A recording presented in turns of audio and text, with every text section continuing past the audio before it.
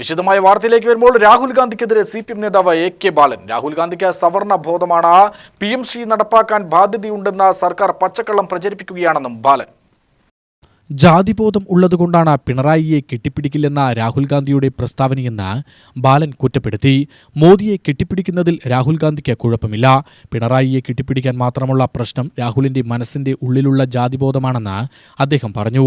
തനിക്ക് പിണറായിയെ കെട്ടിപ്പിടിക്കുന്നതിൽ കേരളത്തിലെ രാഷ്ട്രീയ കാരണങ്ങളാൽ വൈഷമ്യമുണ്ടെന്ന് രാഹുൽ ഗാന്ധി കഴിഞ്ഞ ദിവസം പറഞ്ഞത് വിവാദമായിരുന്നു. വിവാദമായ PMC നടപ്പിലാക്കാൻ UDF സർക്കാരിന് യാതൊരു ബാധ്യതയുമില്ല. ബാധ്യതയുണ്ടെന്ന് സർക്കാർ പച്ചക്കള്ളം പ്രചരിപ്പിക്കുകയാണ്. UDF അധികാരത്തിൽ വന്നാൽ PMC അറബിക്കടലിൽ എറിയുമെന്നാണ് മന്ത്രി KM ഷാജി പറഞ്ഞിരുന്നത്. ഞങ്ങൾ അറബിക്കടലിൽ ഇപ്പോൾ വലവീശി എറിഞ്ഞിട്ട് ഒരു തുമ്പ് പോലും കിട്ടിയിട്ടില്ലെന്ന് ബാലൻ പരിഹസിച്ചു. LDF സർക്കാർ മരവിപ്പിച്ച പദ്ധതിയാണ് PMC എന്നും ബാലൻ ചൂണ്ടിക്കാട്ടി. ഞങ്ങളിപ്പോൾ അറബിക്കടലിൽ ഇങ്ങനെ വലവീശിക്കൊണ്ടിരിക്കുകയാണ്, എന്തെങ്കിലും ഒരു അംശം കിട്ടുമോന്ന്. ഇതുവരെ ഒന്നും കുടുങ്ങിയിട്ടില്ല. അത് മാത്രമല്ല, ഈ ആരോഗ്യവകുപ്പുമായി ബന്ധപ്പെട്ടുകൊണ്ട് വീണയെ ഇതുപോലെ അപമാനിച്ച ഒരു രാഷ്ട്രീയ നേതാവ് ഉണ്ടായിരുന്നില്ല, മുരളി അല്ലാതെ.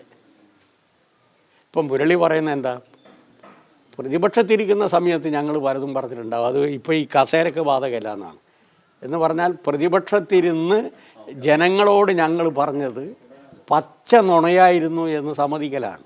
ഇനി അത് നടപ്പിലാക്കുന്നതുമായി ബന്ധപ്പെട്ടുകൊണ്ട് ഏതെങ്കിലും രൂപത്തിൽ എന്തെങ്കിലും സാധ്യതകളുണ്ടോ എന്നതിനെ സംബന്ധിച്ച് പരിശോധിക്കാൻ ഒരു 7 അംഗ കമ്മിറ്റിയെ ഞങ്ങൾ വെച്ചു. അതുവരെ ഇത് മരവിപ്പിച്ചതാണ്. ഇവർക്കാണെങ്കിൽ ഇനി യാതൊരു പ്രശ്നവുമില്ലല്ലോ, അത് ഞങ്ങൾ അംഗീകരിക്കുന്നില്ല എന്ന് പറഞ്ഞാൽ ഇവരെ തൂക്കിക്കൊല്ലോ. ഞങ്ങൾ ആ MOU ഞങ്ങൾ അംഗീകരിക്കുന്നില്ല, ഞങ്ങളത് പറച്ച് ചെയ്യുന്നു, അറബിക്കടലിൽ എറിയുന്നു എന്ന് പറഞ്ഞാൽ ഇവരെ തൂക്കാൻ വിധിക്കുമോ? ഇവർക്ക് എന്തെങ്കിലും പ്രശ്നം ഉണ്ടാകാൻ പോകുന്നുണ്ടോ? കാരണം ആ MOUവിൽ ഒരു പെനാൽറ്റി ക്ലോസ് എവിടെ ഇല്ല. ആരെങ്കിലും ഇത് വയലേഷൻ നടത്തിയാൽ കേന്ദ്രമായാലും സംസ്ഥാനമായാലും ശിക്ഷിക്കുമെന്ന് എവിടെയും പറഞ്ഞിട്ടില്ലല്ലോ. പദ്ധതിയുമായി മുന്നോട്ട് പോകുന്നതിനുള്ള സഹായം കിട്ടില്ല എന്നല്ലേ പറയുന്നുള്ളൂ. അത് വേണ്ടെന്ന് വെച്ചതല്ലേ ഇവർ. ശിവൻകുട്ടിയാണെങ്കിൽ അർത്ഥശങ്കക്കിടയില്ലാത്ത വിധം പറഞ്ഞു, 10 പൈസ ഞാൻ അതിൻ്റെ ഭാഗമായിട്ട് വാങ്ങിയിട്ടില്ല.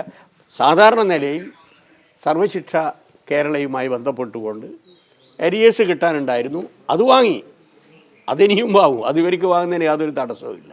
ഇപ്പോൾ പച്ച നുണ പറയല്ലേ, നുണ ഓരോ ദിവസവും. അതാണല്ലോ മിസ്റ്റർ വേണുഗോപാൽ പറഞ്ഞത്.